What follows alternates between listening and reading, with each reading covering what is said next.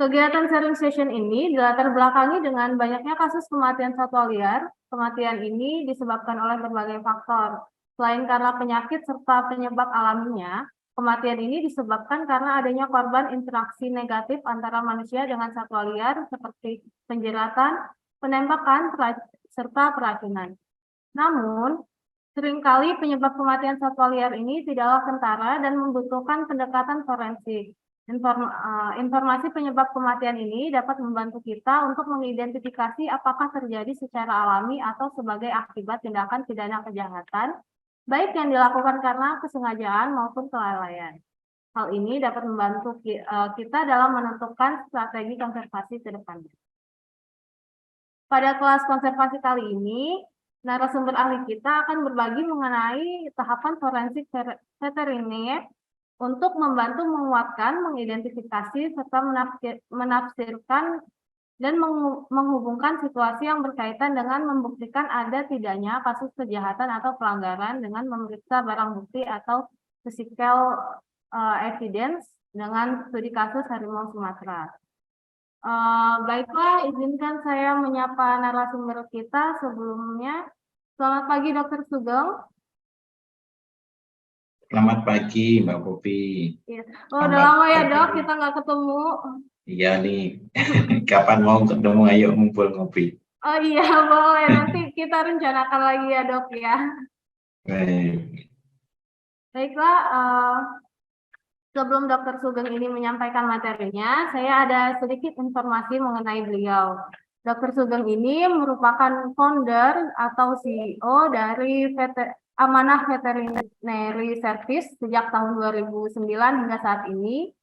Beliau juga merupakan asesor pelatih kesejahteraan hewan di Indonesia dan asesor lembaga sertifikasi profesi kesehatan hewan dari Badan Nasional Sertifikasi Profesi dari tahun 2016 hingga saat ini. Baiklah, langsung saja kita dengarkan pemaparan Dr. Sugeng untuk mengisi webinar kita pada hari ini. Kepada Dr. Sugeng, waktu dan layar saya persilahkan. Baik, terima kasih Mbak Popi. Assalamualaikum warahmatullahi wabarakatuh. Selamat pagi. Salam untuk semua yang hadir di ruangan Zoom ini. Izin saya akan berbagi pengalamannya. Sudah terlihat dari sana apa namanya PowerPoint saya, Mbak Popi? Sudah, Dok. Sudah aman. Baik. Yang pertama, kalau kita berbicara forensik, itu pasti ada kaitannya dengan bidang atau faktor hukumnya, tindak kejahatan. Nah, untuk kejahatan pada satwa liar itu ditangani oleh Direktorat Reserse Kriminal Khusus, biasanya ditangani oleh atau masuk dalam kategori tipiter tindak pidana tertentu. Sehingga apapun kejahatan pada satwa liar pasti harus melibatkan dari aspek penegakan hukum.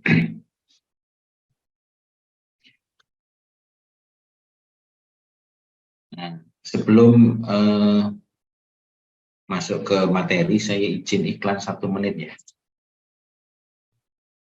Iya, Dok, dipersilahkan, Dok.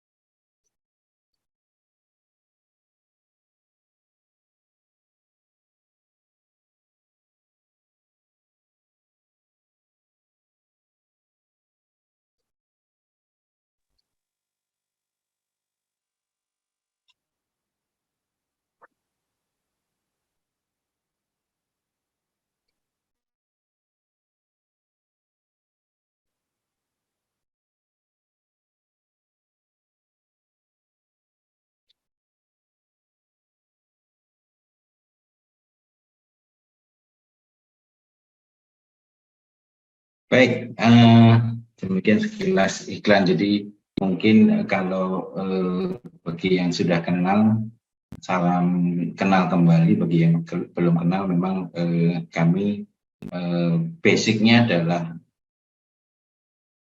dokter hewan praktek profesional. Artinya kami tidak terafiliasi pada lembaga atau instansi pemerintah, tapi kami adalah praktisi murni yang kebetulan Allah ngasih kesempatan untuk banyak bekerja dengan, khususnya kita fokus pada dunia konservasi.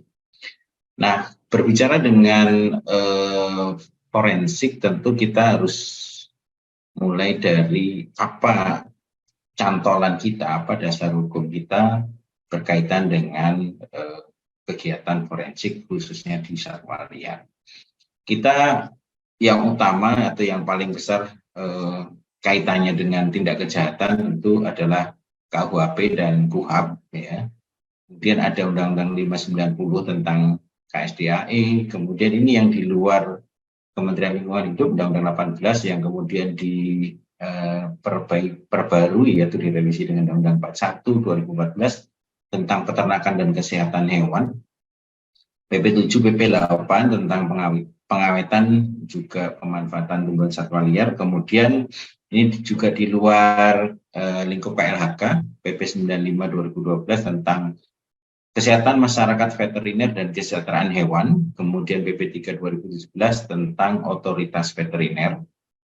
Kemudian ada surat keputusan Menteri Tenaga Kerja dan Transmigrasi tahun 394 tahun 2012 tentang standar kerja kompetensi nasional Indonesia tentang penyelenggaraan kesehatan hewan. Kemudian banyak tentang Permenhub yang khususnya terkait dengan penegakan hukum maupun kaitannya dengan kejahatan satwa liar, termasuk Dirjen PHKA dan sebagainya. Ini beberapa, mungkin masih yang terbaru atau terupdate ada, mungkin saya belum sempat update. Ini adalah beberapa cantolan hukum positif dalam kegiatan pelaksanaan forensik veteriner khususnya. Berikutnya, ketika kita berbicara di KUHAP atau kita baca KUHAP di pasal 1, di angka 28 di sana berbunyi bahwa keterangan ahli adalah keterangan yang diberikan oleh seseorang yang memiliki keahlian khusus tentang hal yang diperlukan untuk membuat terang suatu perkara pidana guna kepentingan pemeriksaan. Jadi untuk satwa liar saya rasa tidak hanya dokter hewan, banyak orang yang kemudian punya keahlian khusus, misalnya tadi contoh pada video sebelumnya ya, ada Bang Nasir yang punya keahlian mendeteksi harimau misalnya. Kemudian mungkin yang kawan-kawan ahli di bidang ekologi, biologi dan sebagainya itu bisa saja kemudian dimintai sebagai ahli untuk diambil keterangannya.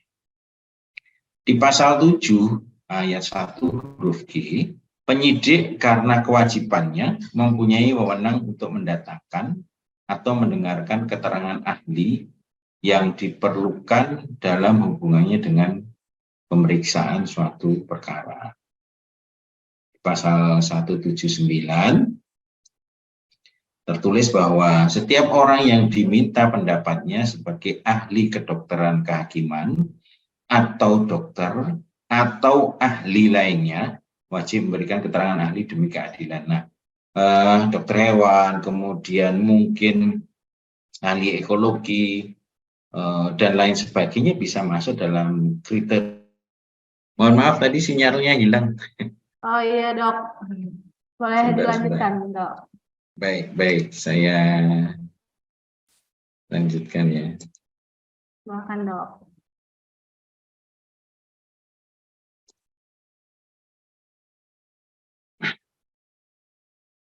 Di pasal 184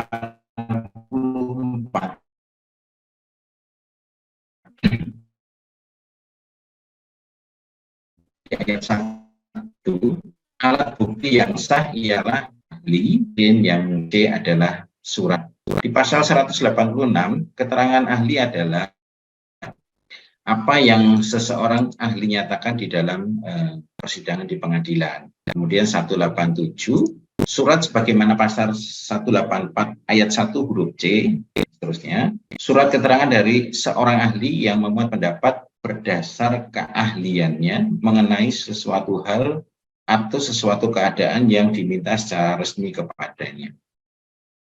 Kemudian di Undang-Undang 18 2009 yang direvisi dengan Undang-Undang 41 2014 tentang peternakan dan kesehatan hewan, yang dimaksud dengan visum pada pasal 47 ayat 3 adalah keterangan tertulis yang menyatakan kondisi, diagnosis, dan prognosis penyakit hewan. Ini di bagian penjelasan.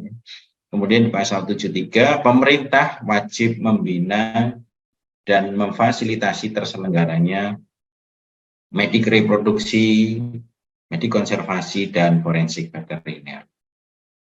Nah, untuk kaitannya forensik veteriner yang karena berkaitan dengan satwa liar dan atau hewan hidup lain di air, itu harus diselenggarakan secara terkoordinasi sesuai dengan ketentuan peraturan perundang-undangan. Makanya tadi di awal saya sampaikan beberapa cantolan hukum positif yang kita bisa gunakan ketika kita bekerja dengan satwa liar, khususnya di dunia forensik. Berikutnya, di pasal 99, setiap orang dilarang melakukan kegiatan yang mengakibatkan penderitaan yang tidak perlu terjadi bagi hewan, kemudian memutilasi tubuh hewan, kemudian memberikan bahan yang mengakibatkan keracunan, cacat, cedera, dan atau kematian pada hewan, dan mengadu hewan yang mengakibatkan hewan mengalami ketakutan, kesakitan, cacat permanen, dan atau kematian.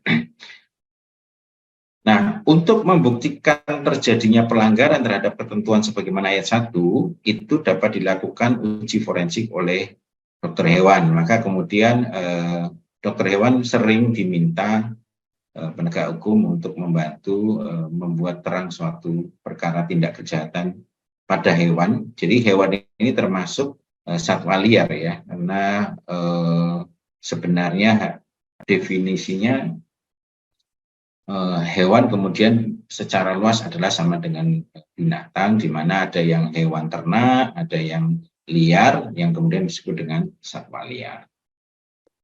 Nah, di PP 3 tentang otoritas veteriner pasal 21, visum et repertum diperlukan misalnya untuk keperluan pembuktian adanya tindak pidana yang berkaitan dengan hewan yang mati dan tindak pidana lainnya yang berkaitan dengan hewan. Sehingga kemudian dari beberapa klausul tadi, kita sebut dengan ilmu forensik itu merupakan penerapan ilmu pengetahuan, metode ilmiah, atau keahlian secara ilmiah untuk menyelidiki suatu tindak kejahatan atau memeriksa bukti-bukti yang mungkin akan diajukan di pengadilan. Jadi forensik itu merupakan cara untuk membuktikan atau mengungkap suatu kasus guna mendapatkan kebenaran yang sesungguhnya dengan cara penerapan ilmu dan sains. Sehingga secara sederhana, forensik adalah cara untuk mendapatkan alat bukti atau alat bantu untuk mendapatkan alat bukti, bukan alat bukti itu sendiri. Memang ini kalimat dalam bahasa hukum agak harus teliti memahaminya. Nah, bagaimana dengan forensik veteriner? Setelah membaca beberapa kaitan dengan kegiatan forensik tadi dan kegiatan veteriner, maka sebenarnya secara sederhana forensik veteriner itu merupakan penerapan ilmu kedokteran hewan dan atau disiplin ilmu lainnya dalam membantu proses penegakan hukum atas kejahatan pada hewan atau satwa liar berdasarkan pembuktian. Tentunya buktinya adalah bukti fisik secara ilmiah, baik itu petunjuk maupun bukti petunjuk. Nah, di dalam forensik ada prinsip yang dipegang oleh para ahli maupun penegak hukum. Yang pertama adalah law of individuality. Setiap objek, ya, setiap benda atau makhluk hidup, baik itu benda mati, baik itu ciptaan Allah maupun buatan manusia, pasti akan memiliki ciri khusus. Pada manusia misalnya, setiap manusia tidak ada orang yang memiliki sidik jari yang sama persis. Pada harimau tidak ada individu harimau yang memiliki pola belang, harimau Sumatera misalnya, tidak ada pola belang yang sama persis antara satu individu dengan individu yang lain. Bahkan pun ketika buatan pabrik gitu ya, pasti ada bedanya. Misalnya handphone, nomor serialnya berbeda dan sebagainya. Jadi setiap objek itu memiliki ciri yang khusus masing-masing, sehingga itu menjadi identitas. Yang kedua adalah principle of exchange. Ketika terjadi kontak atau benturan, maka akan terjadi pertukaran materi. Misalnya yang sederhana ketika kita memegang gelas atau minum dari gelas, maka di gelas itu akan tertinggal materi dari badan kita, entah dari jari, ya, berupa mungkin sidik jari, atau dari bibir mungkin ada material DNA liurnya misalnya ketika kita minum dari suatu gelas. Kemudian law of progressive change, segala sesuatu akan berubah oleh waktu. Pada saat misalnya ada satwa liar yang terjerat, kemudian mati pada jam sekian jam berikutnya yang terjadi pada tubuh satwa yang mati tersebut adalah misalnya mengalami dekomposisi. Kemudian dalam hitungan hari berikutnya terjadi pembusukan yang lebih lanjut sampai tinggal tulang belulang, dan pada akhirnya pada waktu tertentu tulang belulangnya pun akan mengalami dekomposisi, sehingga yang paling akhir tertinggal misalnya adalah gigi dan rambut, misalnya seperti itu. Kemudian principle of comparison, segala sesuatu dapat disebut sama dengan cara pembanding. Ketika ada kawan-kawan dari Taman Nasional, mungkin dari kawan-kawan NGO yang kebetulan memasang kamera trap dan mendapatkan gambaran dari foto harimau misalnya, itu kita bisa analisa pola belangnya, sehingga ketika ada satu kejadian, katakanlah tindak kejahatan berupa tertangkap seseorang yang menjual kulit harimau, maka pola kulit yang hasil sitaan dari pelaku kejahatan itu barangkali bisa menjadi pembanding, atau kita bandingkan dengan hasil foto dari kamera trap atau video trap, sehingga kita bisa identifikasi, oh ini harimau korban kejahatan dari wilayah mana dan sebagainya. Itu menjadi prinsip yang berikutnya. Yang berikutnya adalah principle of analysis. Untuk dapat menghasilkan analisa yang akurat, diperlukan sampling yang tepat dan pembungkusan barang bukti yang benar. Nah, katakanlah ketika ditemukan penyelundupan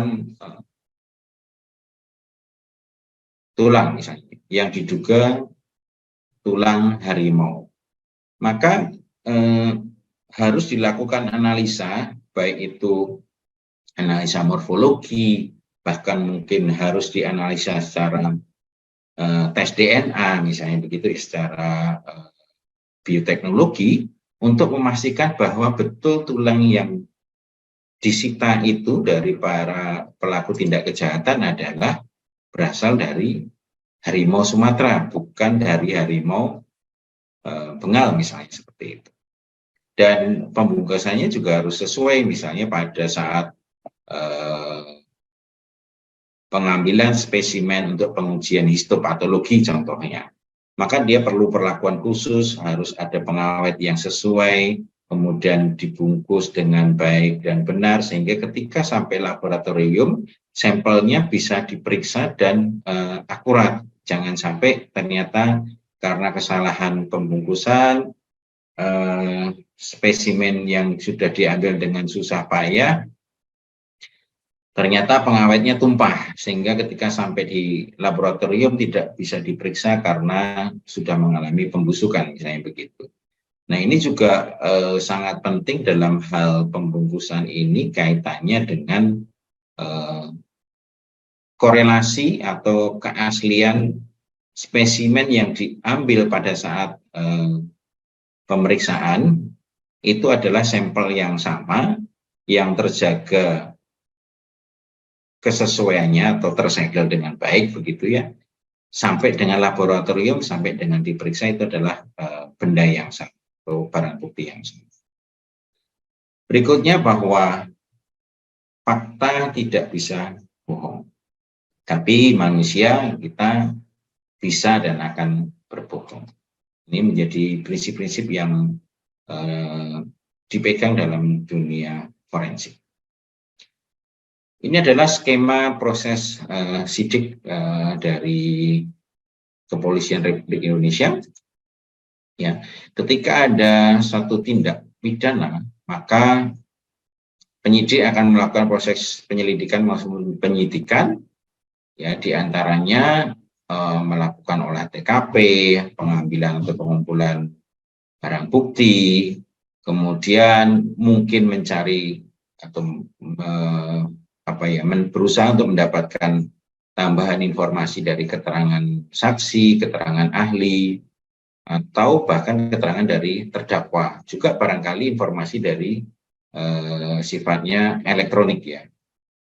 Nah, seringkali dalam upaya itu harus membutuhkan bantuan dari laboratorium ya, termasuk dalam rangka menuju ke laboratorium, maka dokter hewan misalnya atau ahli lainnya bisa dilebatkan untuk memperuncing atau memperterang satu tindak kejahatan. Nah, di dalam lingkup KLHK, bahwa KLHK itu ada WRU, ada WCU, Wildlife Response Unit, dan Wildlife Crime Unit. Sebagai contoh, ketika ada konflik satwa dengan manusia atau terjadi suatu tindak pidana kejahatan, ya, baik itu di dalam hutan maupun di luar kawasan yang konservasi, maka ketika tindak kejahatannya ini ditemukan, itu penanganannya ditangani oleh Ditjen Gakum ya, melalui WCU, sedangkan satwanya, terlebih kalau ternyata satwa liar ini masih hidup, maka harus ditangani secara khusus, secara spesifik oleh Ditjen KSDAE ya, melalui misalnya penggiringan kembali masuk ke wilayah habitat aslinya, atau terpaksa harus dilakukan translokasi, atau mungkin harus satwanya ditangani secara spesifik karena memerlukan penanganan medis. Nah, di sini bisa melibatkan dokter hewan dalam penanganan satwanya. Nah, ketika ada satu tindak kejahatan, ya, maka dibutuhkan kegiatan pembuktian kejahatan, diantaranya bisa melalui kegiatan forensik. Pada saat hewannya mati, misalnya, maka mungkin akan dilakukan nekropsi, otopsi yang dilakukan oleh dokter hewan untuk membuktikan apakah betul satwa yang mati itu mati karena tindak kejahatan atau bukan. Nah, bagaimana ketika satwanya masih hidup? Maka yang paling utama tentu harus segera ditangani satwanya dengan cara-cara yang mengedepankan aspek animal welfare, sehingga satwa liar hasil tindak kejahatan itu tetap terjaga welfare-nya,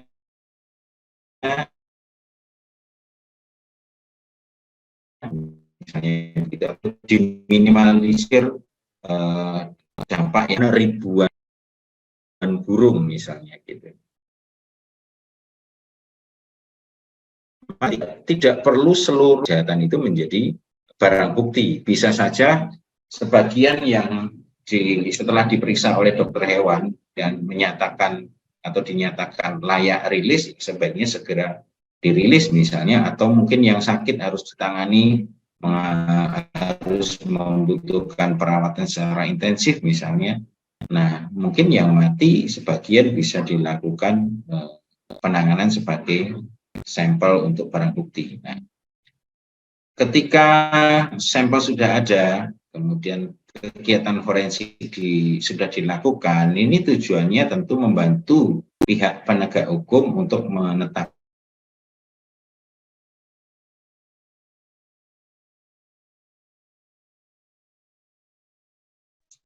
siapa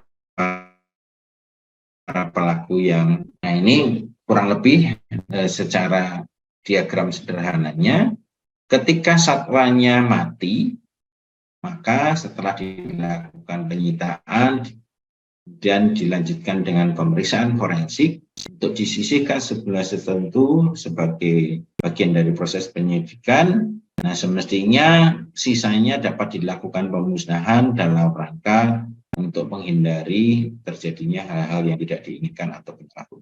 Pada saat satwa liar yang ditangani atau hasil kejahatan itu masih hidup, maka setelah dilakukan penyitaan, satwanya dikarantina dan dilakukan evaluasi status satwanya. Pada saat ini juga sekaligus bisa dilakukan kegiatan forensik dan kemudian bisa dilakukan penyisihan sejumlah tertentu untuk proses penyidikan. Nah, ini skemanya sampai dengan pelepas liaran dan seterusnya, itu bisa dibaca nanti.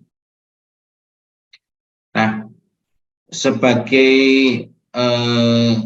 dokter hewan, kami sering diminta bantuan untuk melakukan autopsi. Apa sih autopsi? Gitu kan, dari kalimat atau dari kata auto sendiri, opsi yang melihat, artinya harus melihat secara langsung, baik ketika satwanya masih hidup maupun ternyata satwanya sudah mati. Ketika melakukan pemeriksaan untuk satwa yang sudah mati, seringkali kita harus melakukan nekropsi atau pembedahan atau pemeriksaan pasca mati secara postmortem untuk mencari adanya perubahan-perubahan yang ditemukan pada saat proses nekropsi tersebut. Nah, autopsi ada 3. Yang pertama adalah autopsi anatomik. Ini biasanya di dunia pendidikan. Jadi misalnya pelajaran atau mata kuliah anatomi, mau biologi, angiologi, kemudian neurologi dan sebagainya, untuk mengenalkan atau memberikan pendidikan pengajaran kepada calon dokter hewan, misalnya mengenai tentang nama-nama otot yang ada di harimau misalnya. Jadi sifatnya adalah untuk pendidikan. Yang kedua adalah autopsi klinik. Ini sifatnya atau tujuannya adalah untuk menentukan penyakit apa yang diderita. Nah, seperti kemarin beberapa waktu yang lalu banyak merebak kasus ASF yang kemudian menyerang pada babi liar atau celeng. Nah, itu ketika kami melakukan autopsi adalah sebenarnya kategorinya autopsi klinik untuk menetapkan betul ada atau tidak penyakit yang menyerang pada babi hutan yang ada di kawasan tertentu misalnya. Nah, berikutnya adalah autopsi forensik. Nah, ketika kita berbicara forensik, tadi saya sampaikan, ini pasti ada kaitannya dengan tindak kejahatan. Maka autopsi forensik harus diawali dengan permintaan dari penyidik. Nah, tujuannya bisa saja melakukan identifikasi satwa liar, ya.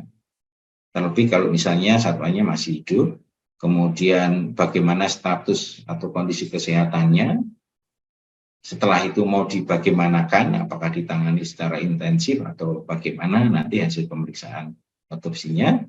Kemudian seandainya satwa liar itu mati, maka dengan otopsi forensik ini diharapkan bisa diketahui penyebab kematiannya apa, atau mekanisme kematiannya seperti apa, waktu kematian kapan, atau bisa juga mengumpulkan barang bukti lain yang barangkali ditemukan di sekitar tubuh satwa liar atau bahkan di dalam tubuh satwa liar, dan diakhiri dengan pembuatan laporan kepada penyidik berupa visum et repertum.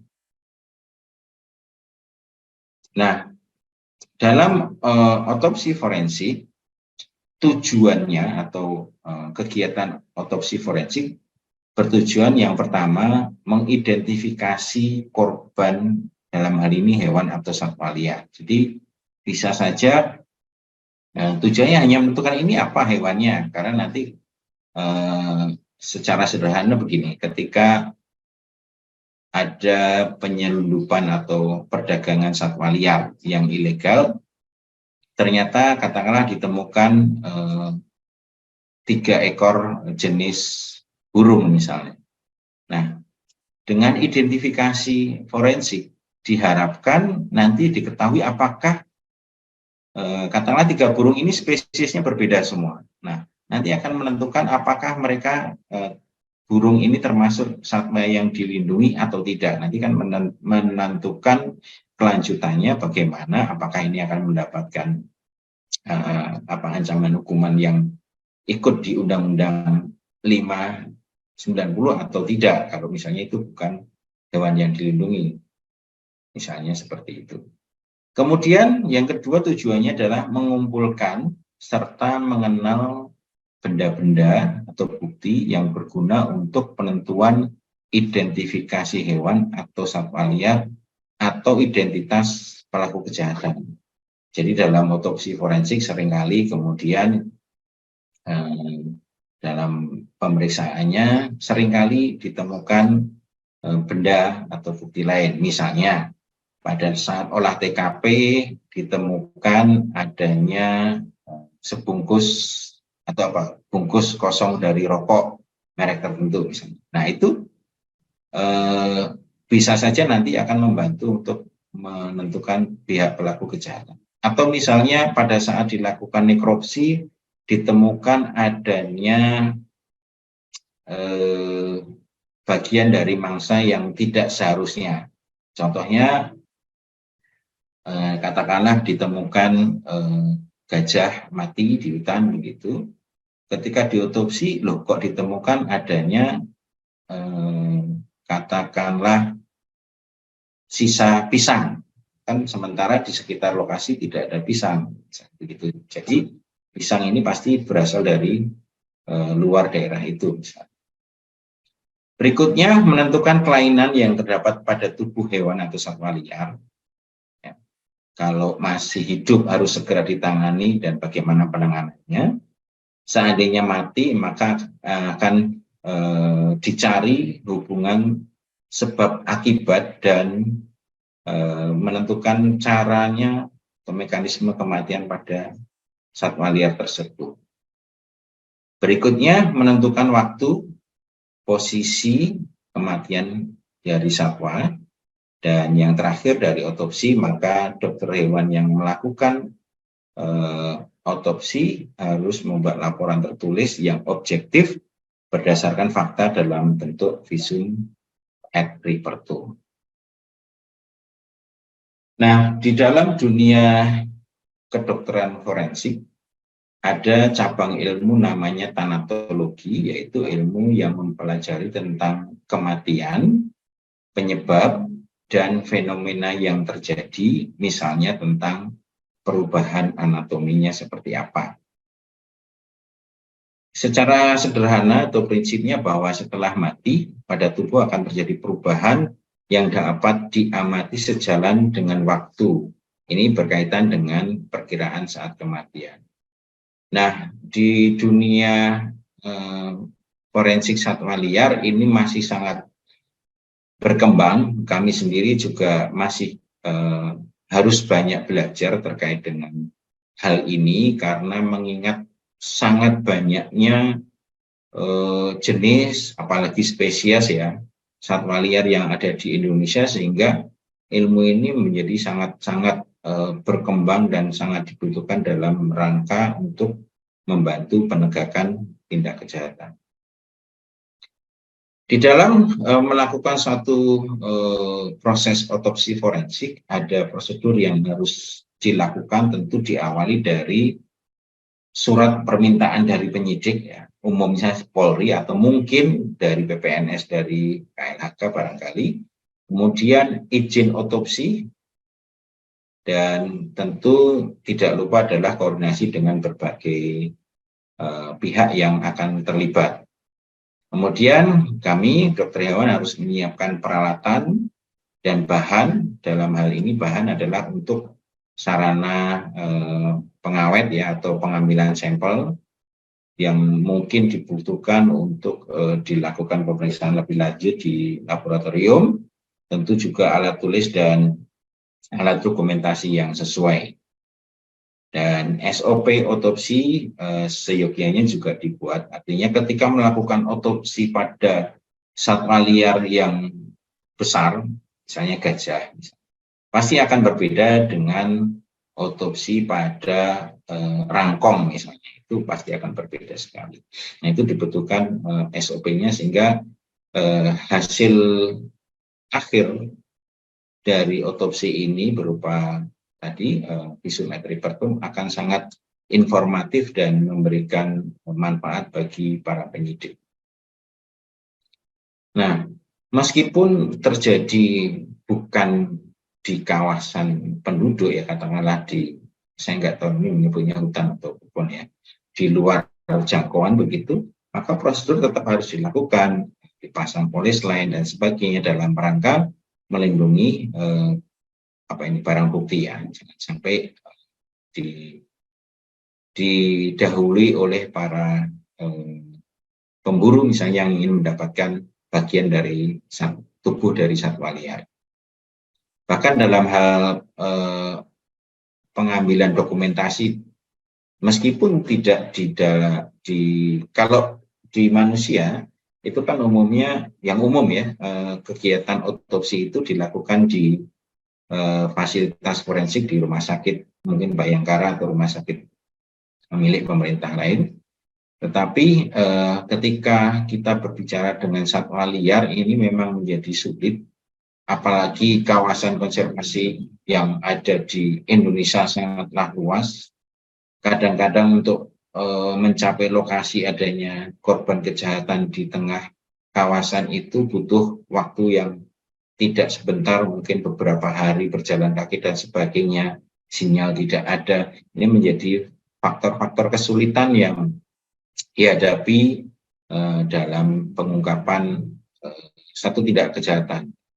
Apalagi tidak ada CCTV tentunya. Berbeda dengan di pemukiman ya, sekarang tindak kejahatan cepat sekali terungkap karena banyak peralatan yang bisa digunakan untuk mengungkapnya. Nah, dalam otopsi forensik itu bisa dilakukan pemeriksaan luar maupun pemeriksaan dalam. Pada proses pemeriksaan luar, kami dokter hewan akan melakukan pemeriksaan kondisi satwa liar secara umum, ya, tanda-tanda vital kehidupan sebagai dasar untuk penanganan satwa liar yang kebetulan ditangani masih dalam kondisi hidup ini bagaimana? Apakah harus segera operasi, harus infus dan sebagainya. Kemudian mengamati perubahan yang terjadi bagian luar dari tubuh satwa liar, kemudian mengamati benda-benda yang menempel di sekitar tubuh satwa liar. Kalau kemudian ternyata satwa liar yang mati itu sudah diamankan oleh pihak penyidik, misalnya ada identitas atau labelnya benar tidaknya disesuaikan gitu. Kemudian identifikasi secara umum maupun khusus pada satwa liar. Yang umum misalnya harimau besarnya kurang atau beratnya kurang lebih sekian. Yang khusus misalnya ternyata dari pemeriksaan taringnya sudah tidak ada satu, nah itu kan spesifiknya. Kemudian melihat ada atau tidak tanda-tanda kematian yang ada di tubuh satwa liar itu, misalnya lebamnya, lukanya, ada benda asing, ada jerat, ada tali seling dan sebagainya. Pada pemeriksaan dalam ya tentunya harus diawali dengan insisi atau pembedahan untuk mengamati perubahan. Seringkali ditemukan benda asing yang ada di dalam tubuh satwa liar, kemudian kami melakukan pemeriksaan per sistem atau per organ, kemudian jika diperlukan harus mengambil spesimen untuk pengujian baik histopatologi maupun toksikologi atau uji racun. Nah, tergantung dari hasil otopsinya nanti mengarah kemana, sampel apa yang harus diambil, nah, itu akan menyesuaikan dengan kondisi yang ada. Nah, dalam rangka untuk membantu peneguhan diagnosa, tadi diantaranya adalah pengambilan spesimen atau sampel untuk dilakukan uji di laboratorium. Di antaranya puslapor, kemudian dulu ada Eichmann dan Lippi, sekarang belum. Kemudian ada PSSP atau Balai Veteriner yang mungkin tersebar di beberapa wilayah di Indonesia. Ujinya macam-macam, bisa patologi, histopatologi, toksikologi, entomologi, mikrobiologi, DNA, balistik, misalnya dengan ditemukannya selongsong atau kepala dari peluru, bahkan digital forensik kalau ternyata kejahatan satwa liar ini meninggalkan jejak-jejak digital.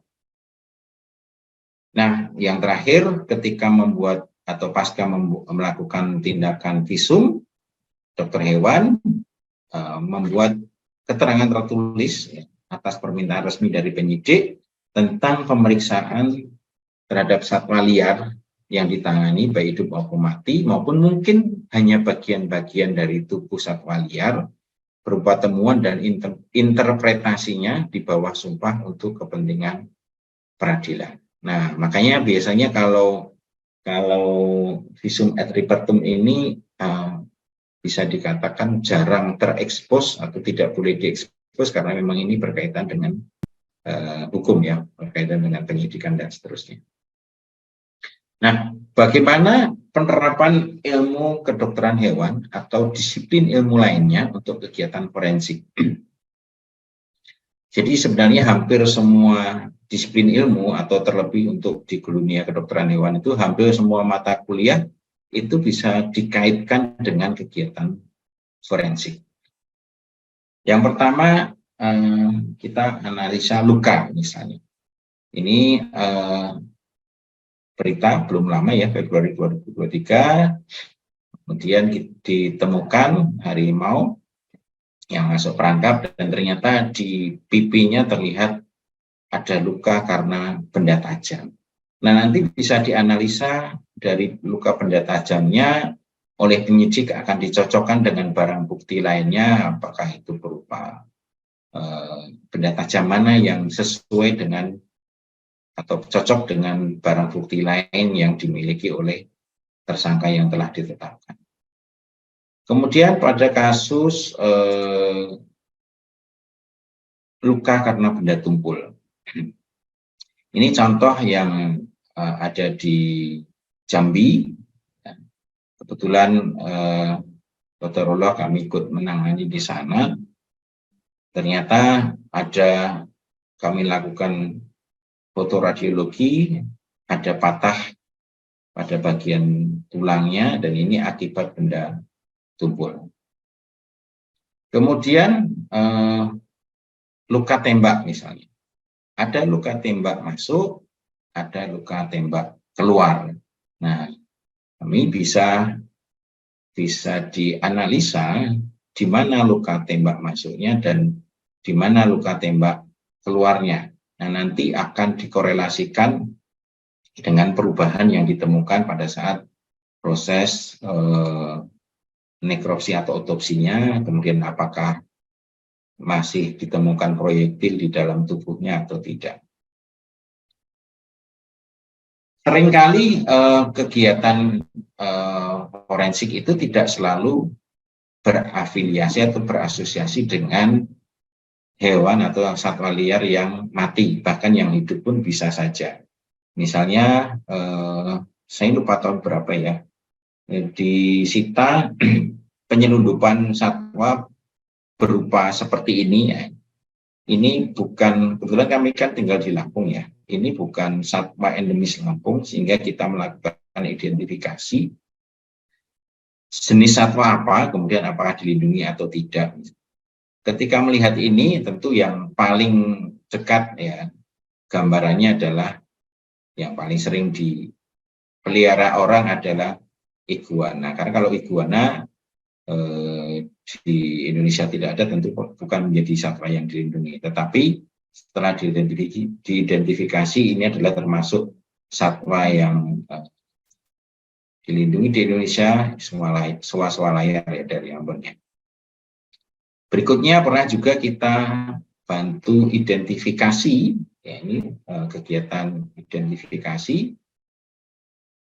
penyelundupan satwa dengan bentuk kurang lebih seperti ini, ya, kelompok tupai, dan dari hasil analisa ini adalah selarang, begitu. Ini juga di pemukiman sangat jarang ya, nanti membantu pihak penyidik.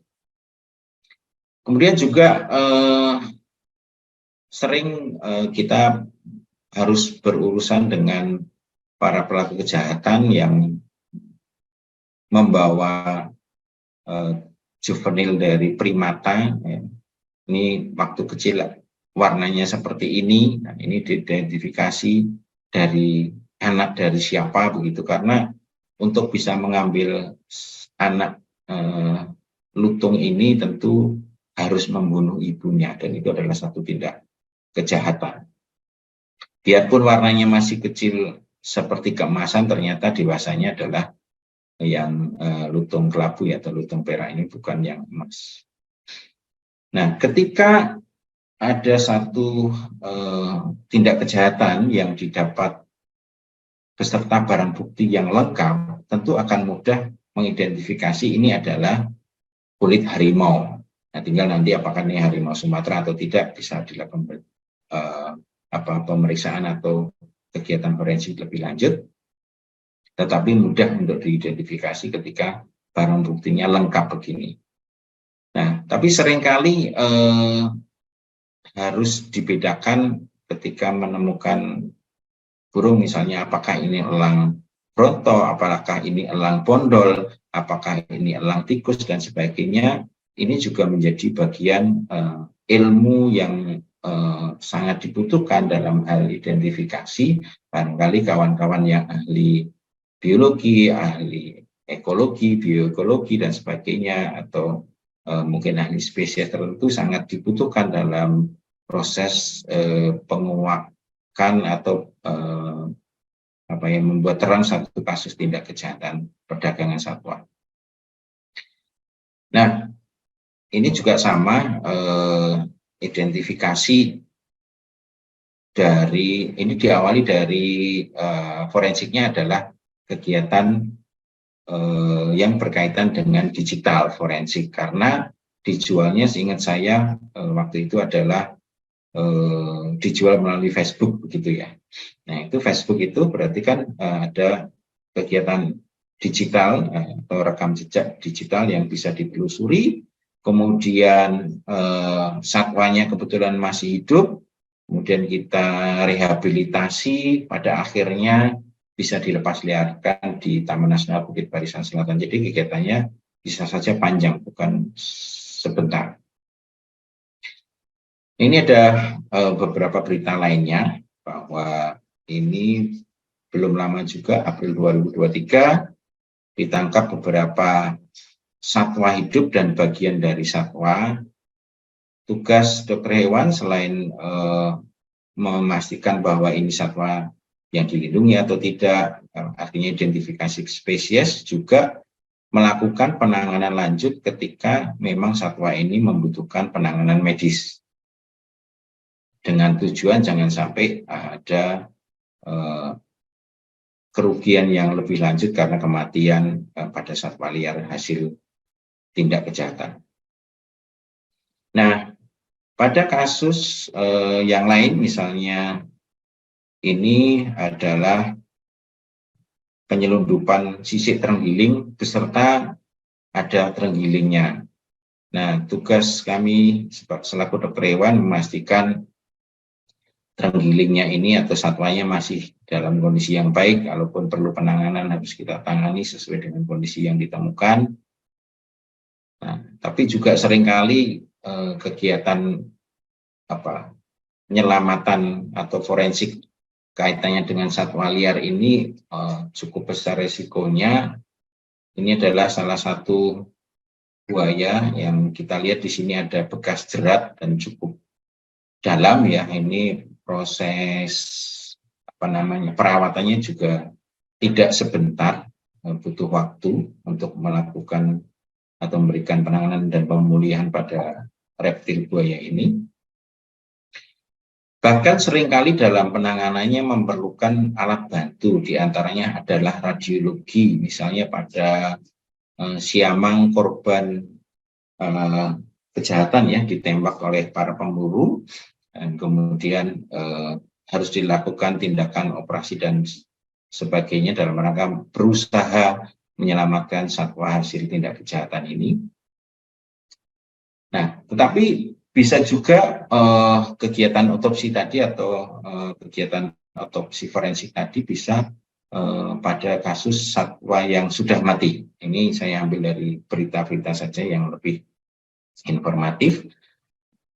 Ketika ditemukan, nanti kan betul di sini adalah jerat atau harimau terjerat. Nah, bagaimana kok dengan jerat itu bisa mati dan sebagainya? Nah, itu adalah bagian dari kegiatan otopsi forensik. Apakah perlu melakukan pembedahan atau tidak, nanti bisa dilakukan sesuai dengan kondisi lapangan. Ini yang lain, harimau yang mati karena korban kejahatan jerat ya, ada bayi di dalam kandungannya. Kemudian, nah ini ketika ada satwa mati dan diduga karena diracun begitu, maka saat otopsi pemeriksaan dalam khususnya tugas dokter hewan yang melakukan diantaranya adalah memastikan penyebab kematiannya dan mungkin mengambil satu spesimen atau beberapa spesimen untuk dilakukan pengujian lanjut di laboratorium guna identifikasi dan menentukan jenis racun yang digunakan apa. Hal yang sama juga ini dilakukan oleh kawan-kawan dokter hewan yang menangani di sana. Nah, tapi bisa juga barang bukti yang harus diperiksa itu hanya bagian dari tubuh hewan atau satwa. Misalnya ini pada kasus barang buktinya hanya daging dan kulit. Nah, ketika masih ada kulitnya utuh mungkin lebih mudah ya dibandingkan kalau barang buktinya hanya daging, karena harus dilakukan pemeriksaan lebih lanjut. Kalau kulitnya kan akan mudah diidentifikasi, dicocokkan rambut dan sebagainya. Nah, ini juga sama ya, ini barang bukti yang disita, ada senapan angin, kemudian ada daging ya, daging mentah dan daging yang sudah dimasak.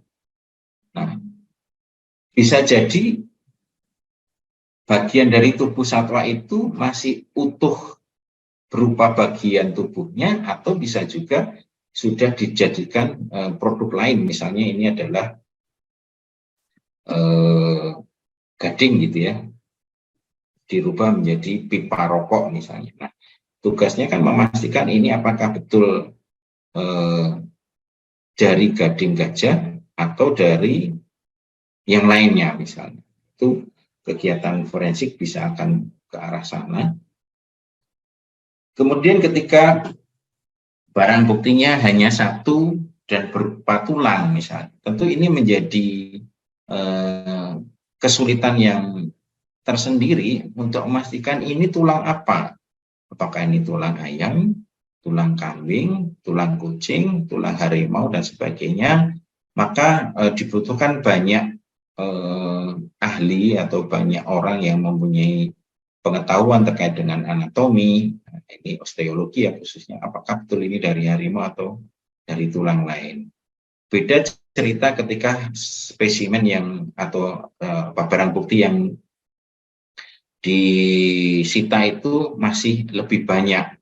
Kalau satu biji ini kan menjadi lebih sulit. Ya, apalagi kalau masih ada bagian-bagian yang bisa dianalisa bahwa ini adalah spesifik pada satwa tertentu, misalnya harimau, kulit harimau. Itu akan mudah. Karena pernah kita temukan diaku sebagai kulit harimau, tapi ternyata setelah kita analisa itu kulit kambing yang dicat begitu ya, dibikin belang seperti belangnya harimau. Nah, ini ada kejadian lain, jadi diselundupkan tulang belulang yang bentuknya seperti ini, dan setelah kami coba cari atau kita analisa, ditemukan ini adalah tulang dari mamalia yang dilindungi dari hukum. Nah, kemudian pernah barang ini ya, bagian dari satwa. Ini bagian dari satwa juga ditangkap, kemudian ini adalah sisik terenggiling begitu. Nah, untuk memastikan betul tidak ini sisik terenggiling, ini sangat penting karena ketika ini bukan sisik terenggiling, barangkali pelaku kejahatannya bisa dihukum dengan pasal yang lain. Tapi kalau ini ternyata sisik terenggiling, maka harus dipastikan betul-betul sisik terenggiling sehingga ancaman hukumannya yang dilakukan atau dikenakan akan bisa maksimal.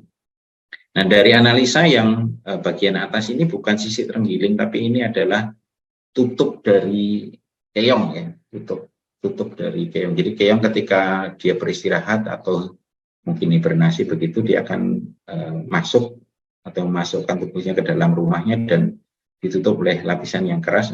Ini mirip memang kalau nggak pernah lihat sisik terenggiling, dikiranya sisik terenggiling. Nah, hal yang sama misalnya adalah cula badak misalnya. Apakah betul-betul ini cula ataukah cula palsu? Karena banyak kemudian orang dalam rangka membohongi ya, mereka membuat seolah-olah itu cula, bisa dari tanduk atau bahkan ini sudah bisa diciptakan cula badak tiuran dari ekor kuda. Ini menjadi salah satu kegiatan pembuktian tindak kejahatan. Nah, ini pada kasus ya, di dunia digital, kemudian di TikTok ini ya, memakan monyet asli Kalimantan.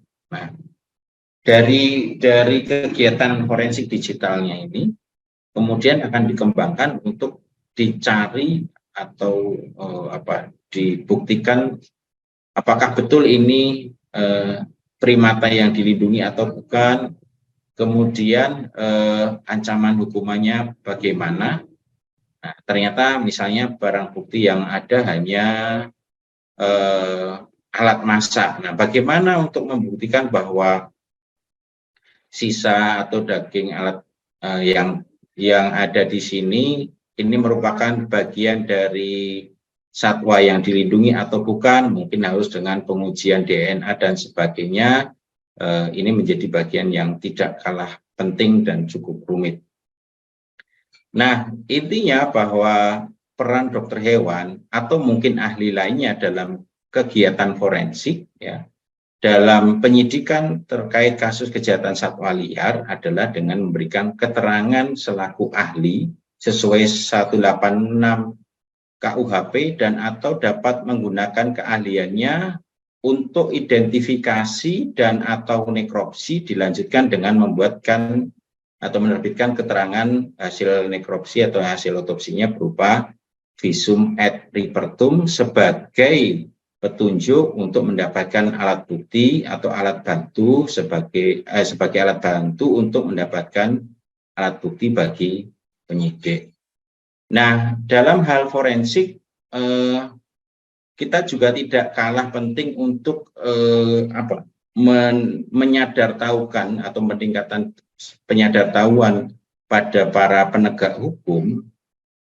Harapannya bahwa begini, misalnya pada kasus ditemukan tindak kejahatan berupa 1 ekor harimau mati, begitu, atau penjualan 1 harimau.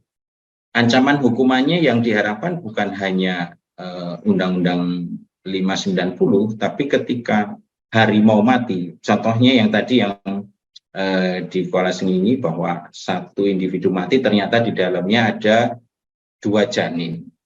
Kematian harimau ini akan memberikan dampak yang panjang di mana dia sebagai top predator akan menyebabkan gangguan ekosistem, mungkin akan tumbuh overpopulasi dari satwa mangsa, katakanlah celeng atau babi hutan. Itu tentu ketika overpopulasi akan ada resiko si celeng akan keluar dari hutan kemudian merusak tanaman, atau bahkan mungkin overpopulasi dari satwa mangsa yang lain, herbivora, menyebabkan tumbuhan yang ada di hutan menjadi gundul, akibatnya menyebabkan tanah longsor dan sebagainya. Itu menjadi kerugian-kerugian yang bisa ditimbulkan, sehingga diharapkan para penegak hukum juga memberikan ancaman hukuman dengan pasal-pasal yang lain yang terkait dengan hal tersebut. Sehingga dukungan dari pemerintah dan pembuat kebijakan sangat penting dalam penegakan kejahatan satwa liar. Karena tidak mungkin kami dokter hewan misalnya atau yang lain yang ada di Zoom ini yang memiliki keahlian-keahlian khusus bekerja sendiri, semuanya harus saling melengkapi. Demikian yang bisa saya sharingkan atau kami bagikan sedikit pengalaman yang kami miliki. Mohon maaf kalau masih banyak kekurangan. Terima kasih. Assalamualaikum warahmatullahi wabarakatuh.